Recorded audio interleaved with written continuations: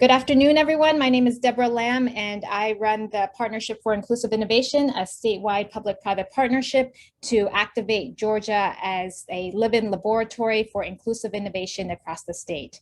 We're very pleased this afternoon to talk about U.S. infrastructure, given what's been discussed nationally and, of course, locally. This Smarter Together webinar series brings together Georgia Tech researchers and experts with external practitioners, researchers, and experts to complement and hopefully have a facilitated dialogue on some of these issues that we all care about, not only just locally, but nationally and elsewhere. We have a wonderful panel today, and if all of you don't mind obviously muting yourself and turning your video off, that will be great, and then we can produce a nice panel presentation view of everything. There are two ways to have a conversation with our panelists. If you want to put your questions in the chat box, we'll certainly look at those questions during the course of the conversation, and we'll definitely have some time at the end of the panel to answer any of those questions. But let's get started. So, three distinguished panelists. Let me just do a quick introduction and pass this off to Joe, and then have everyone introduce themselves. So we have Joe Bancroft, Catherine Ross, and Michael Alexander. Joe? All right. Thank you, Deborah, very much. I want to say welcome to everybody that's tuned in. I did a quick scan of the participants, and we clearly have a very knowledgeable audience, many of whom have made very significant contributions within this region in novel ideas in lots of ways, including the Beltline.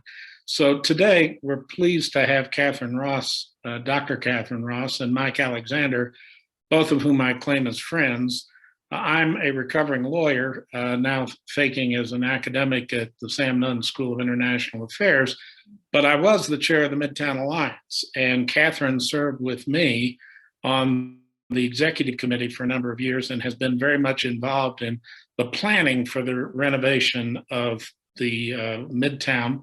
I first came to Atlanta the summer of 1967, and Midtown looked a whole lot different at that point. Mike Alexander is somebody I've known for a number of years at the ARC. He is the director for the Center for Livable Communities, but at the ARC, you do lots of different kinds of jobs, and he's been involved in the core transportation planning and infrastructure issues for a very long time. Dr. Ross is the Regents Professor, which is the highest category of academic recognition within the university system of Georgia, and is the Harry West Chair of the School of SCARB, City and Regional Planning. I always get that confused.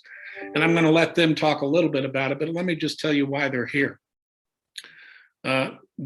Catherine testified before the Appropriations Subcommittee on Transportation, Housing, and Urban Development back in March, and had a very impactful speech, which I think she both gave written testimony and provided great data. And Mike's boss, Doug Hooker, testified before the Commerce Committee of the Senate on transportation, I think just the day before. So we're going to use that as sort of the focus points in this discussion today. But I would like, if I could, to just start by thanking both of them to joining us today, and to ask Catherine if she can give us a quick rundown on what were the most important things she wanted to make sure the Appropriations Committee understood, and a little bit about her own background. Thanks, Joe. Good afternoon. So as you know, I'm Catherine Ross, a Regents Professor in the Schools of City and Regional Planning and Civil and Environmental Engineering at the Georgia Institute of Technology. I also direct the Center for Quality Growth and Regional Development that's located in Technology Square. As Joe has said, I recently had the opportunity to address the Transportation, Housing, and Urban Development Appropriations Subcommittee. I was excited for two reasons. First, the subcommittee has funding jurisdiction for the Department of Housing and Urban Development, HUD, and the Department of Transportation. Second, the new Secretary of Transportation, Pete Buttigieg, grew up in South Bend, surrounded by empty factories and abandoned houses. He talks a lot about improving the everyday lives of citizens and communities. These are both my interests: securing financial resources for our transportation and civil systems to improve the economy and offer the best life for citizens and communities. I want to take a slightly different approach this morning and offer a few observations that are important for communities, in particular our community. Nothing shapes the operation and character of our regions, cities, and towns as much as transportation. The proposed American Jobs Infrastructure Plan anticipates $2.65 trillion being spent over the next 8 years to meet our mobility and community needs. Currently, our infrastructure system receives a grade of C-, and this is a profound improvement over what the grade was in earlier times. The plan focuses extensively on modernizing transportation, that is, fixing highways, bridges, ports, airports, and others. Our infrastructure is in dire need of maintenance and reconstruction, particularly providing accessibility to places with limited or no access. However, the geography of poverty is changing. These days, even citizens living in low-income suburban communities are left with fewer or no affordable, safe options for transportation. There is a large investment to win the electric vehicle market and support American workers. Grant and incentive programs for state and local governments and the private sector to build a national network of about 500,000 electric vehicle chargers by 2030, and a proposal to reconnect neighborhoods cut off by historic investments through new projects that increase opportunity and advance racial equity and environmental justice.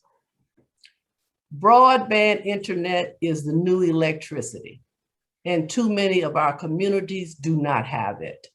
More than 30 million Americans live in areas where there is no broadband infrastructure that provides minimally acceptable speeds. Americans in rural areas and on tribal lands particularly lack access. America has some of the highest broadband prices among countries. The plan proposes bringing affordable, reliable, high-speed broadband to our communities. We have a severe shortage of affordable housing options in America, and the plan outlines investments in communities through a number of programs. These include FEMA's Building Resilient Infrastructure and Communities Program, HUD's Community Development Block Grant Program, new initiatives at the Department of Transportation, and a tax credit to provide incentives to low and middle income families and small businesses. There's a proposal to invest $213 billion to produce, preserve, and retrofit more than 2 million affordable and sustainable places to live. The plan also includes a focus on jobs and innovation in the manufacturing sector to revitalize manufacturing, secure US supply chains, and our recent experience with pipelines. As you may or may not know, we are pretty pipeline poor in the Southeast, and you probably have a great sense of that as a result of the current situation that we have ourselves in right now, we find ourselves in. So securing our supply chains, investing in research and development, and really trying to train Americans for the jobs of the future. An investment of about 1% of our gross domestic project per year, productivity per year over 8 years, to revitalize our manufacturing and invest in basic research and science. Lastly, let me make a plug for a philosophy that says if we link housing, transportation, and health through joint policy development and investment with dollars, we really begin to approach the kind of connectivity our competitive future demands. Thank you, and I look forward to our discussion and questions over the next hour. Thank you. Thank you, Catherine. I think that's an excellent summary of your testimony as well as the point you have been making for some time. Let me turn to Mike Alexander at this point and ask if you would give us a quick rundown, since I know you had a heavy hand in preparing Doug's testimony. What's the message? So I want to hit on 3 critical points in these initial comments. And again, I'm Mike Alexander. I'm the Center Director for the Center for Livable Communities at the ARC. I couldn't be happier to see all these friendly faces, people I know quite well on this call. Thank you for being with us today.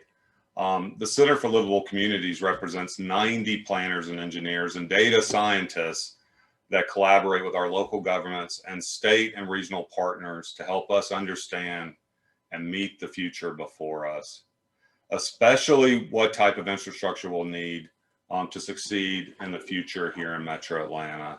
As the designated MPO for transportation planning, something we've had as a core function for over 50 years, we do a lot of other things at the ARC. And while most of the people on this call know this, I want to point out that we also work on regional leadership, which Joe was asking me about earlier, community intelligence systems, community development, water resources planning, where we've had a number of big national decisions recently in our favor here in Metro Atlanta, aging services, workforce, homeland development, workforce development, and homeland security. So with respect to the Moving America Forward Act, this latest bill, I think Catherine hit on some of the high level points that are critical to all of us. But I want to acknowledge that this bill is very similar to previous bills, but it's also unique. Unique if you're thinking just about transportation, that we're really talking about some things we haven't talked about before in the ways that we're talking about them now. And acknowledging that that difference in this bill means that we're recognizing that the world has changed. And the way Dr. Ross talked about broadband is a great critical example of changing the way we think about infrastructure, which is, there's one critical thing to talk about today, is that we are having this new national discussion about what infrastructure actually is. It's a little contested right now, but I think it's an important and critical conversation for us to be having as we think about meeting the challenge of future growth here in Metro Atlanta. So it's just a lot more than transportation. This idea of electrification is really something that has caught fire in just the last couple years. A lot of people on this call know a lot about this. Catherine talked a little bit about it as well, but for public infrastructure investment, recognizing this need for public charging and fueling infrastructure is going to be critical over the next couple years, and that they're putting $350 million annually to deploy that charging infrastructure into this funding decision-making process when we adopt these bills is absolutely critical for everyone to recognize the value of what that means as we try to get ready for what we know is coming. It needs to be said again that Atlanta, as we all know, is a post-World War II Sunbelt, fast-growing metropolitan area that was primarily designed for infrastructure to support the free movement of the automobile and large-scale development of single-family detached housing. Our poor air quality in the 1990s and 2000s, which was a huge, huge issue for us then. And that's why Dr. Ross is smiling, because she got a job to work on that at that period of time, is important for us to remember now, because our air quality has gotten better. But this future electrification of the fleet is going to be really one of the biggest changes in the environmental impacts of mobility over the next 30 years in the United States and this region, because it really is the next thing we've got to do to cut our mobile emissions down to really zero, is to electrify the fleet. So these additional funding programs, unique in this bill at the scale that they're talking about them, are critical and support our existing programs like the Livable Centers Initiative, where we're trying to figure out mobility that means you don't always have to use the car. And the thing that I'm most excited about as a citizen, and if you check on Georgia Power, you may not know this, has made unbelievable strides at changing their energy production. And so they've set some long-term goals for greenhouse gas emissions to be net zero in their emissions by 2050. And it's expected, and they're expected to achieve a 50% reduction by 2025. which isn't that far away as an intermediate goal. So second point, mobility. We all know Metro Atlanta has been a leading center of growth and population over the last 50 years. We expect that to continue. We're going to add 21 million more people into the Southeast out to 2050. The fastest growing place as a large region in the United States, Metro Atlanta adding more than 2 million people. And we think a lot about what mega regions mean. And there's on this call an expert on mega regions. She's smiling again. She's done a lot of the fundamental research on this. And we talk a lot about it at the ARC. Connecting up mega regions is a critical opportunity. And this bill could provide additional funding for that. And when I say that, I mean, we're getting a lot of questions about commuter rail from our national elected officials. I don't know, Catherine, I wish you could pipe in now. You're saying, yeah, because what about commuter rail? What about commuter rail? And I think John Hibbert's on this call today. You know, the will, and I don't blame any of the agencies for this in Georgia, you know, faded over the last few years. So we had ideas for commuter rail or intercity rail in these mega regions, and it faded. So we recognize that if we do this well in this bill, maybe we can turn that back on as a core idea, really linking up regions through this passenger rail, because it's a great way to cut emissions long term. And then you've got to tie all that together with these last mile connections. So the other thing I think we recognize is that we've got to get transit right, and transit will be tied to on-demand mobility, right? You can see this so clearly, and other regions are working on this. MARTA, the ATL, we're all thinking a lot about what that means. So plussing up the capital budgets at the federal level would be a great thing. It's always a question of money. It's always a question of money. And in this state, we're lucky to have the opportunity to pass local sales taxes to fund transit specifically. We've had one local government do that specifically. We're hoping more will do that. It's a great opportunity for us to be at the right place at the right time, to have the money we're going to need to go get those federal performance grants and capital resources we need to actually build the transit system we truly want. So that's number two. It would absolutely increase those funding. And Catherine said this, I wasn't sure if she was going to talk about it, but quality of life matters. And we have to start viewing housing as core infrastructure. There's no way around this. And here's my sticky point that I've been talking about a lot in my other presentations. There are more active real estate agents working in the United States right now than there are homes for sale. And so we went from 12, 13 years ago to Mike Carnathan and I terrified about the crash we knew that was coming in the housing markets, to people like Margaret Stallings talking to us about how many homes are underwater, to the reality that in the previous decade, we built the fewest houses per million people we have in 50 years. We have an absolute crisis. Catherine put some numbers on the housing. I won't repeat those, but that we're actually putting real money towards preserving affordable housing at the federal level is something we should all take heart about.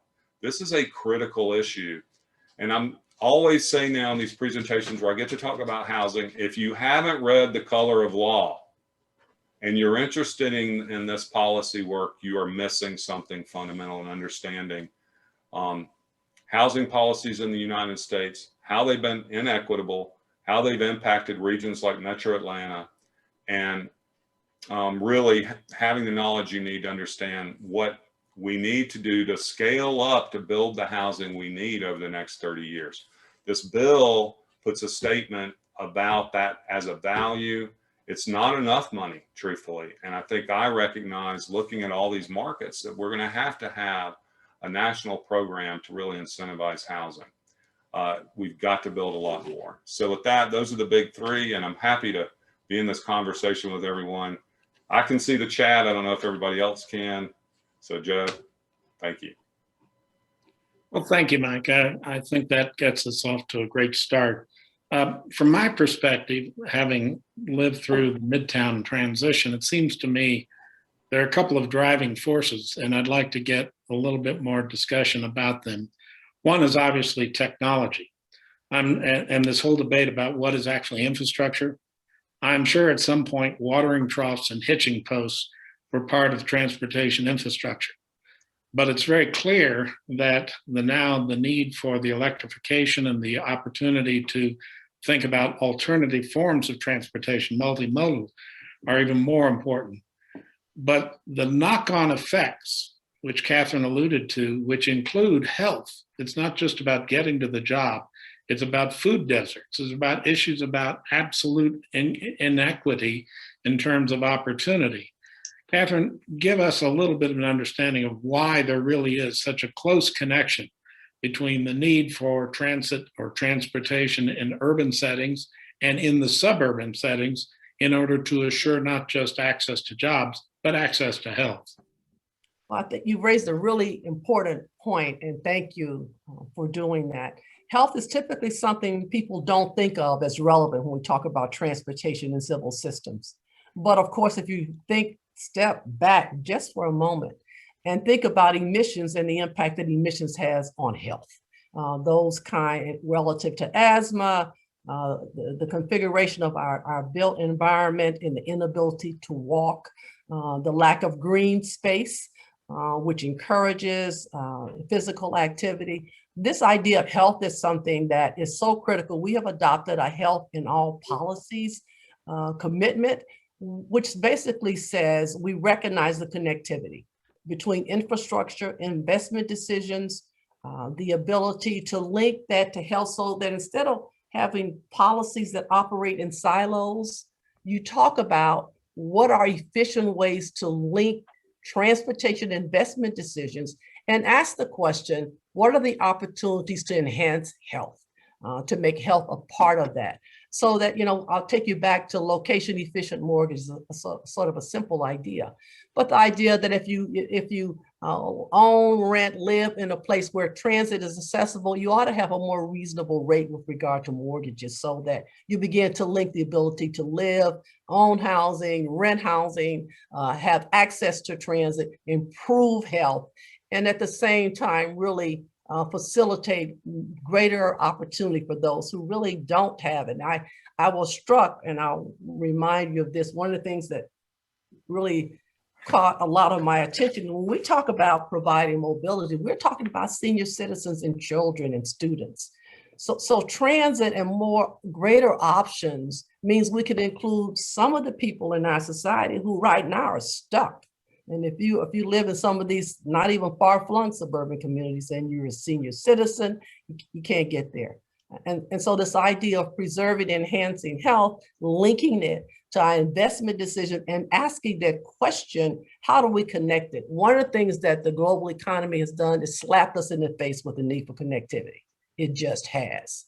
And I have gone from saying infrastructure is economic development to saying infrastructure is destiny. So if in fact you are not thinking about connectivity in terms of all of the aspects and all the modes and all the new technologies that are making these modes more accessible and linking that to health and housing, you are missing an opportunity.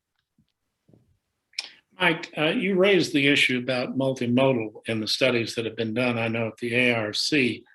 But it's about more than just people. The health of our economy really depends in large part on the ability for Atlanta as a region to function as a distribution center. That really was its history. It started as a linkage of railroads back when we were terminus, and then we became a linkage of highways after the '56 Act cut our city in the middle. And then we are a linkage of airways, and finally a linkage of bits and bytes. But this multimodal on transit has great implications for the whole economy. Talk a little bit about why it's more than bicycles. Well, absolutely. We've done a great deal of work looking at transit and the freight analysis framework. And one of the things that gives me great concern is the lack of and the need for more explicit focus on commodity flow. That's the economic engine that drives everything.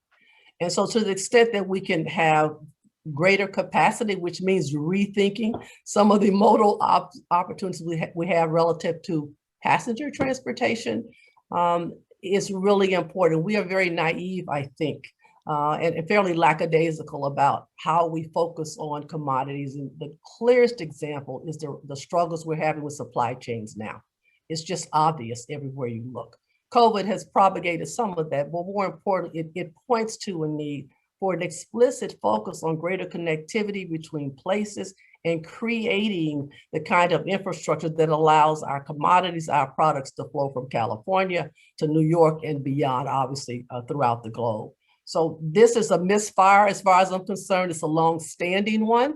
And this idea of global connectivity has made it really clear that we need to be much more focused and put the money on the table to make sure freight flows. Mike, you agree with all that? Yes. You know, day to day in the planning work of the ARC, working with our local governments, for those of you that don't know, we realized, and we were getting a lot of questions about truck parking. And I'll be honest, the first time I really agreed that we had to do a truck parking study, I thought we were going to get laughed out of the room. But now it is getting talked about nationally. And we weren't, I think, the first to do a freight and truck parking study, but with just the rules about driver safety and crossing across Metro Atlanta, it became critical that we understand these details of how our economy functions, as Catherine was saying, at a much greater level of understanding than we ever have. So we've done that study. There may end up being funding in this bill for truck parking to incentivize the development of more truck parking. And to be honest with you, I'm really proud of our staff, people like John Orr and Daniel Studdard, who really managed that work to get us into that place. Because Joe, you're absolutely right. Freight and goods movement are such a big part of Metro Atlanta's economy. You know, we've got a disproportionate share of people working in that industry. Some of them are high paid, some of them aren't. But when you get into the devil of the details, we've started a new program to do sub-area freight cluster analysis studies. And I know it's a little bit detailed, but we realized as truck links got longer, they couldn't make some of the turning movements in some of the older districts, and they were tearing up the roads. So you've got to redesign a few things to accommodate these, and it makes a big difference. And it goes without saying that our relationship to the port, the Savannah port, is absolutely critical. We are the #1 trading partner with the Savannah port, so that's not a misnomer, but actually Memphis is #2. And so all these goods flow through Metro Atlanta. We want to benefit from that. We don't want it to be a negative. So we are looking for additional funding and working with GDOT. In fact, we have a plan with GDOT to update all of our freight studies statewide, ours and theirs, concurrently, because over the next 20 years, we're going to want that federal funding to really hit some critical bottlenecks where trucks and cars and homes get into conflict in ways that makes everyone miserable, truthfully. And of course, providing enough truck parking, which isn't shiny, but it's absolutely critical for us to succeed, is just one of those levels of details where we've done the work here. We're seeing the potential additional funding at the federal level that hopefully will benefit us. And I'm John Hibbards. I saw his name on here. He's a GDOTer. He's well aware of these issues. So we should embrace our freightness. If I can try to get Catherine Rossi today on that. But that means being absolutely diligent and making sure it works for everyone.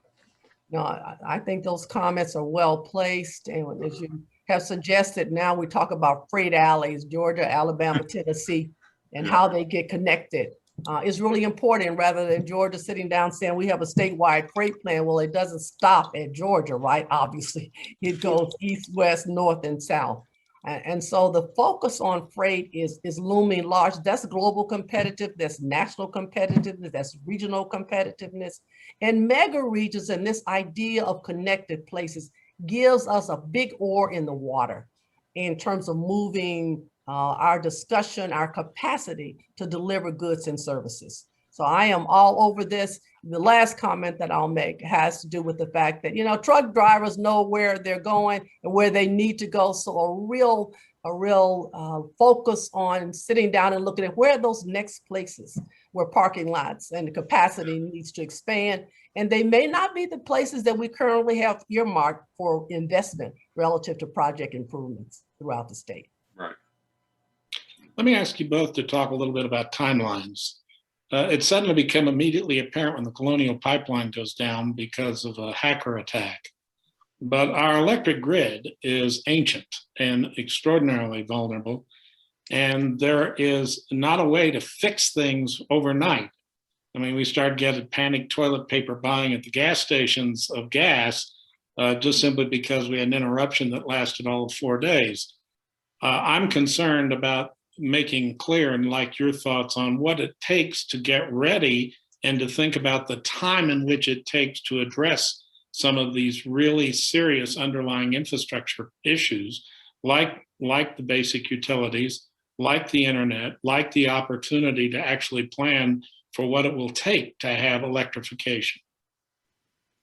So I'll jump in quickly and give Mike an opportunity. I got interested when I would travel globally, and other countries were worried about greater connectivity, as I've suggested, and wanted to reduce travel time between major economic centers, which makes all the sense in the world. And one of the problems we have is we have so long delayed investment in our infrastructure that we really are behind the 8 ball. So, and most of the issues that we're raising take time. You don't construct a new rail system in the morning. And obviously we're not starting from ground zero, but we have quite a lot of work to do in that regard.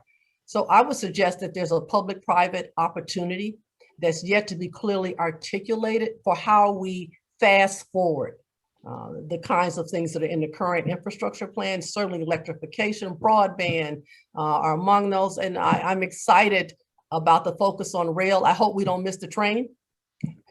That is, we get our political act together. Wow. So, Fun of the day. Yes, so that we don't miss the train on that. It makes all the sense in the world for us to be a player.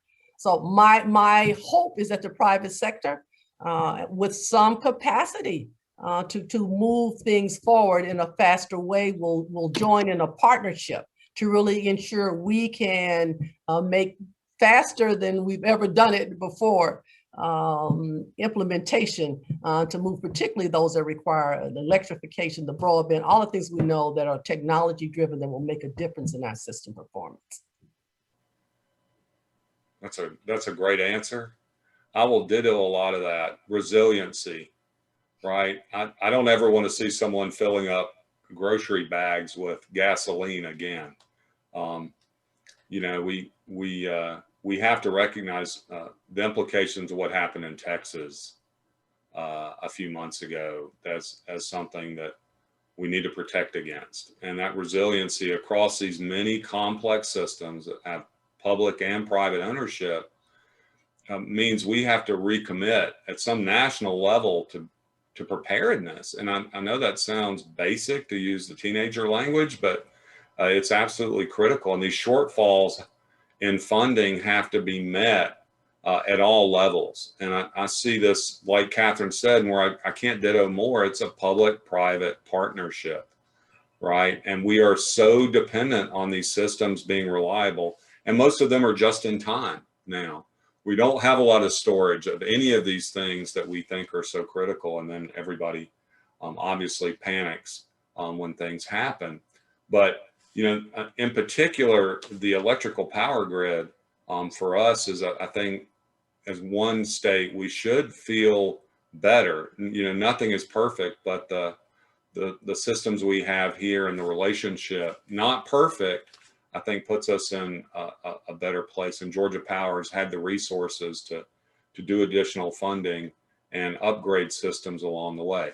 Where I worry a lot now is about stormwater and sewer systems and the backlog on that. And that has been primarily a local government responsibility in the United States. We built these big systems, and keeping them maintained properly is a core challenge. We recognize, and I'll remember what happened in the city of Atlanta trying to play catch up on that. Some of our other counties like DeKalb are doing it as well. And it costs a lot of money, and we are paying a lot for it in our user rates here. So I don't think I'm exactly answering your question, but that's, as you think about infrastructure, finding that balance at the different levels of government and the public-private sector, I think is something we've got to have a national conversation about. Well, speaking of balance in the national dialogue right now, I think there's violent agreement that there's some debate about what is infrastructure, but there's violent agreement that we really need to address infrastructure. The issue becomes one, how do we address the balance between the public-private payment? Absolutely. Or how do we finance this? And there's serious concern, alternative options beyond just federal funding as collaborative funding, which has existed for highways for a very long time, but at a rather weird ratio and under interesting conditions, like every congressional district should spend the same amount of the gas tax, regardless of where the gas tax was collected or where the traffic actually exists. So talk to us a little bit about your thoughts about how we're going to pay for all this. One, Mike, you want to go ahead now? Yeah, I mean, on the transportation side, I think the thing we haven't said today that will get said, I'm going to say it now, is VMT. And vehicle miles traveled as one way to create that relationship again. If we do electrify the fleet and we're not going to the gas pumps, where almost all the revenue is generated to fund our road infrastructure happens, we've got to make a change. And I think most of the people on this call are familiar with the VMT, but there's money in this bill to continue to do the pilots that we need to do to develop that system to fund infrastructure. And it would be a really more of a user fee even than the current gas tax over the long term. So we've got to be committed to that as the first thing I'd say on this particular issue for funding. Catherine? I would agree. Two observations.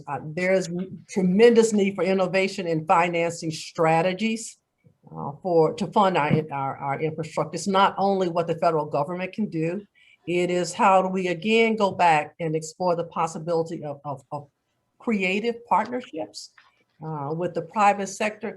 It's also, I think, realizing that transportation, like water and sewer, are the kinds of things that we fight a lot about it, but I think it's kind of silly at a level. You just figure out how to pay for it. We have to have it. It is destiny. It is development. So let's sit down and figure out a realistic way to meet the costs, and they are high, that we have to make if we're going to stay as great as we are, look to the future, continue to be wildly successful in the global economy, which is increasingly competitive. I think we have not managed yet to go in some bold new directions, which might mean doing some things you might otherwise not think about. As I visit other places and I look at how they get the kinds of new technology innovation out very quickly and implemented. And they have a rotating relationship with the private sector. This year you get X% or you have a certain allocation relative to implementing a particular new technology in a particular city, and we spread that around. So I think there's a tremendous need for great creative financing mechanisms and good, clear thinking to link a realistic dollar amount with where we are relative to infrastructure investment. And we are behind, as I've suggested, in a great many ways. I don't think it's hard. We pay for everything else that we want. Well, you mentioned the global economy, and I think it's an important point to focus on the fact that this is not a question of Atlanta against Charlotte and Dallas. We're dealing with not just global supply chains and global markets, but the mega economy impacts. I remember asking Richard Anderson when he left Delta and was running Amtrak, why can't we be like Europe, where we actually have rail connected that actually arrives on time, that basically alleviates a lot of the problems on the highways? And he said, well, the country's too big. It just doesn't work that way. And we've gotten used to the efficiency of air travel. But in my travels in China, I discovered that 2011, 2012, and 2013, those 3 years in China, they poured more concrete than the United States did in the entire 20th century. and they built high-speed rails, I mean 300 kilometers an hour, that connect a very large country across the whole thing. So I guess the point I'm trying to make is that we are not in isolation here. We share a common problem across much of America with the infrastructure shortage, but infrastructure is not just about one state or one region. It's basically the country, and it's really a manifestation of our ability to be competitive in this global economy. So I'm interested in looking at, as you thought about mega regions, Catherine, what is it Atlanta and this region ought to be doing as a priority to get ready to look like we're, as we would say 4 years ago or 8 years ago, shovel ready to take funding from the infrastructure bill if and when it finally emerges. What do we need to be doing to get ready to show that we basically have both the capacity to manage projects and to get things done?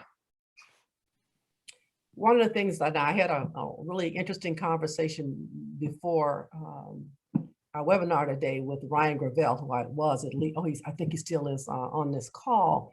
And we were talking about some of the same kinds of issues. And there are a couple of things that are fairly obvious. First of all, we need a team who is singing the Atlanta region, the Southeast region story relative to our level of preparedness, our commitment to technology, which we certainly have a great story to tell in that regard.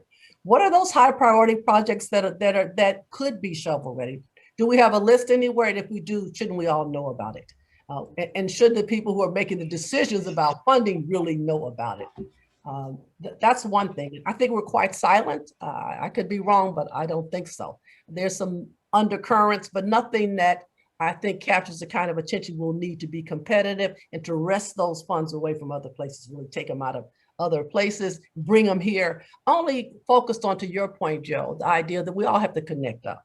So I am lamenting that a bit. I do. And I'm hopeful that our elected leadership are hearing this conversation or thinking about this, have that list, and we could have that discussion and move some of those forward. The other comment very quickly I'll make is you talk about China and then reducing the travel time between Beijing and Shanghai. It's about competitiveness and connectivity and making sure they can get people and goods to where they need to have them, when they need to have them, not just in time, but in a reliable way so they harden their supply chain, which is a major challenge for us. It's almost embarrassing. I feel like we're so hackable. What happened? Aren't we the technological leader? Have we not been that for a long while historically? And how do we shore that up? So all of these, I think, are issues that are in front of us. This bill gives us a lot of opportunity to address some. We won't get it all, but we do have a chance to take some big chunks, some dollars that are large enough to really move the needle in a ways that shores up our global competitiveness, shores up our national competitiveness and our national productivity, and gives even small, local, and medium-sized areas something for them. And I think we can do that. My last comment, you got me on my favorite topic, you can tell. We have a silly notion that we got 50 states, we'll get 150, 150, 150. That's not how it works. All roads are not equally important. If you look at our global economy, if you look at our freight network, there's some roads that matter and some that don't. And we need to have an honest conversation about those and make sure those that carry the vast majority of our resources, our commodities, are well funded. Mike, I'm going to let you have a comment, and then I'm going to open it up for questions. Go ahead. Yeah, I was speaking to the Georgia Chinese Business Association, and one of the economists on the call with me said,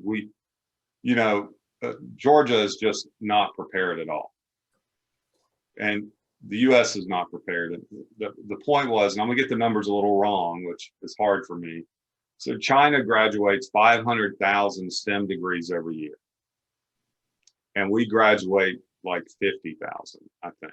That number, that's the one I'm not sure about. And his point was a good one. Like there's a scale to Asia that's undeniable.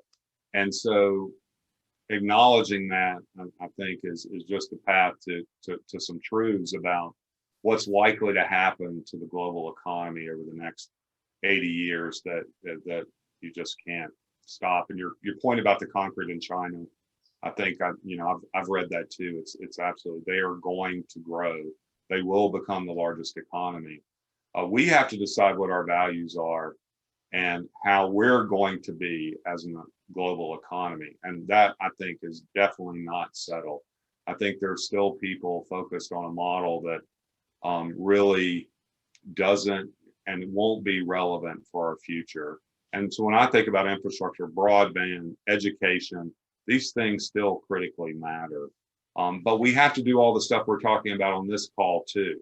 And so Catherine's point, it's going to take money, is the most fundamental point, and the one I keep and always write into our speeches is it takes money, and that money represents our will to do those things, but we need value alignment.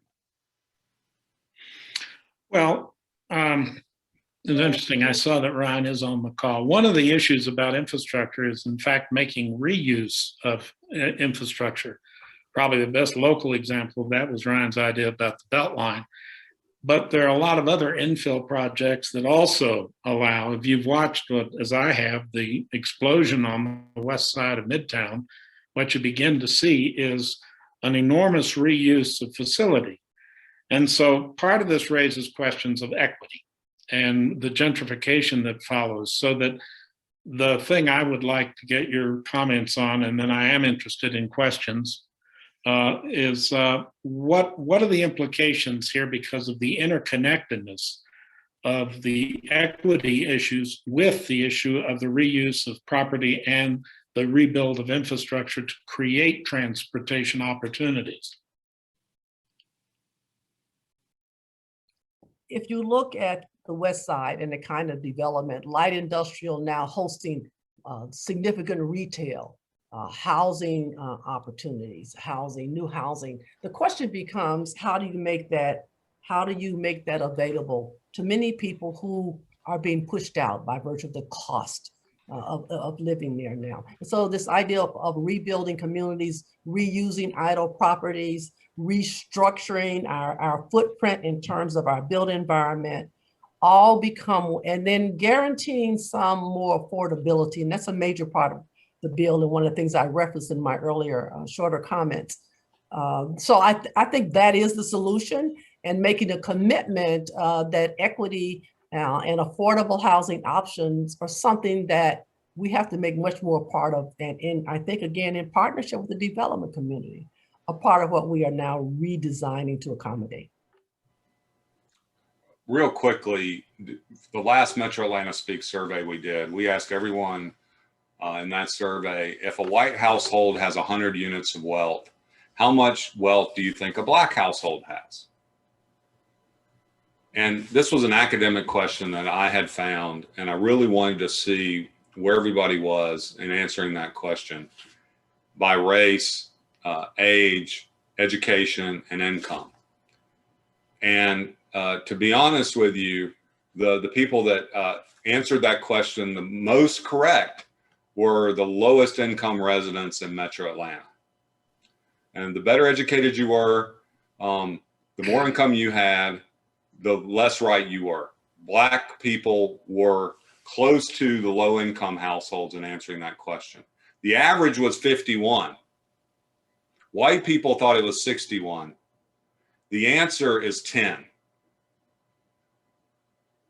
There is still a big disconnect in this country about how this country actually works for people.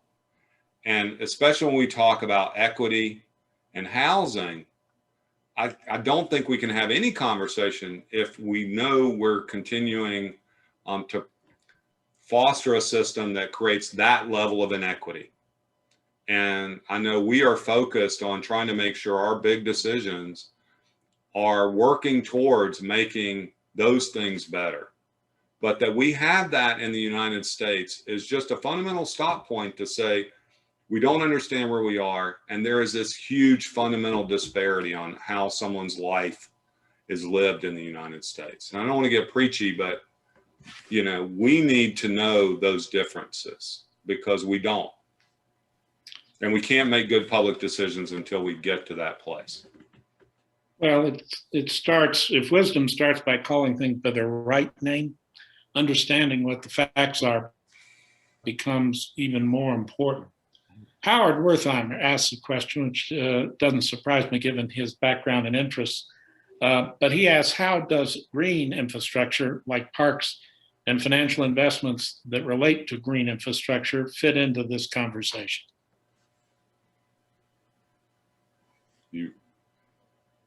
Well, I'll jump in very quickly. It's critically important. I look at our city, which is park poor. You'll forgive me for saying that. The city of Atlanta is park poor.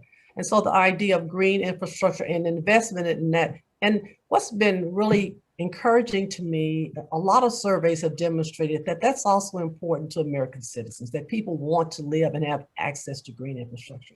And the benefits are multiple. Climate change impacts, health impacts, replacing some of the more spaces we've allocated to concrete with green infrastructure, our opportunities in terms of reknitting some of these communities, reinvestment, redesigning. I'm very excited that the focus is there, and there's dollars and jobs and lots of ways in which we can use that to really do what Micah's referenced in terms of really trying to improve the life chances for a number of people who really right now, by virtue of a lack of dollars, lack of mobility, lack of access to green infrastructure is also more of a problem in many instances for low-income communities than it is for others. So I think his question is well placed. One of the things that Georgia Tech has done that I'm proud of during my tenure is they really made an effort to make the campus more green. It looked like Concrete City when I arrived. I left Cornell and I thought, well, what is this place? I will probably get my hand slapped for that. But the good news is it's a pretty good example of how making it green attracts more people. They want to be in that space, and it leads to its own economic productivity, I will say. As I said, I wasn't surprised by Howard's question since he was the one principally responsible Right. for greening the campus at Georgia Tech. Exactly. But let me make a larger issue here. Yeah. We do not eat infrastructure. Okay, we eat the consequences of it and the results of it, but we really live in communities. And one of the most important aspects of infrastructure is building a sense of community. I think the Beltline is a good example of reuse that helps build community. I think 25-foot sidewalks that are walkable help build a sense of community. Midtown, when I first showed up, was the part of town between Atlanta and Buckhead where you rolled up the windows and locked the doors and went as fast as you could up the one-way streets. We've been trying to change that because we're trying to build a sense of community. But infrastructure needs to be built for people to build a sense of community. And I mentioned earlier, technology is one of the driving forces. The other is demographics. And it's not just the socio-demographics. We're talking about the fact that Midtown now is highly populated by two principal groups: millennials who want to work close to Georgia Tech, and the elderly who want to be close to MARTA and the hospital complexes that are there at this time. And we're going to see continuing mobility issues as we have an aging population. So what are the implications for Atlanta in terms of how we think about what we need in the way of additional transportation options? Is that That's a question. That's a question to us. And I think we got another question in the text about public parks too. Oh, wait a moment. You're right. Hold on a second. I don't want to. Chen, is infrastructure public-private partnerships in Georgia, or just does this Georgia state and local public officials support private investment? My answer is yes. I think they do. Have we asked for enough of it? No. Should there be more? Yes. Are there more creative ways to engender that partnership? Yes. Yeah. The scale of the MMIP program is really without precedent in our infrastructure investments here in Georgia. And it's a sort of hybrid model of that.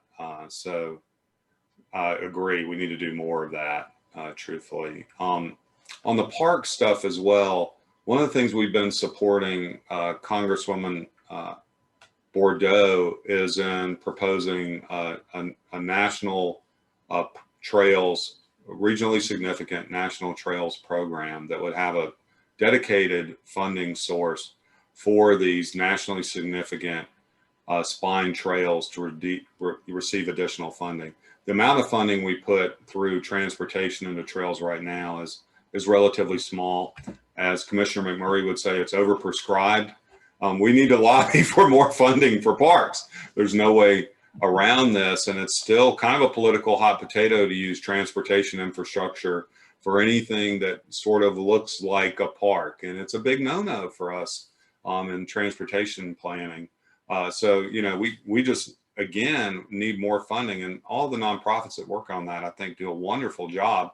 And if you haven't snuck into the West Side Park and the Proctor Creek Trail and the bridges they built, and to be honest with you, ARC staff, we're touring Rodney Cook Park next week because it's better than the old Fourth Ward Park. And so on the equity side, I'll be frank in saying the West Side is finally getting equivalent resources, and those parks are going to be amazing.